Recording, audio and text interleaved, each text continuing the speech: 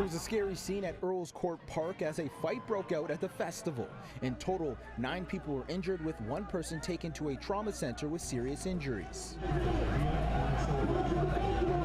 Police were called to the scene near Caledonia Road and St. Clair Avenue West just after 10 this morning for reports of a large crowd and a fight in the park. The event was called Festival Eritrea. Organizers describe it as a cultural and sporting event. The protesters that descended on the park describe themselves as Eritreans who are against the government of the East African country.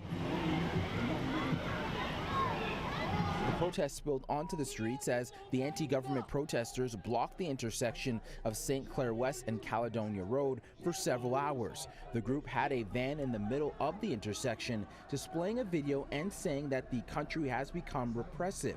International human rights groups have condemned the government and Eritrean President Isaias Afwerki, who has never held an election since taking office in 1993 and is said to be the reason why millions of residents have fled the country. After the end of the Cold War, violent scenes like this have played out in other countries around the world.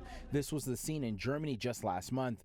Dozens of people were injured, including 22 police officers during unrest at an Eritrean cultural event. And in Sweden, at least 52 people were injured during clashes between pro and anti-government protesters. The counselor for this ward, Alejandra Bravo, posted on Twitter that she deplores the violent attacks in Earls Court Park this morning, adding that using violence is never acceptable. This is expected to be a 2-day event, and protesters tell City News they plan to show up on both days.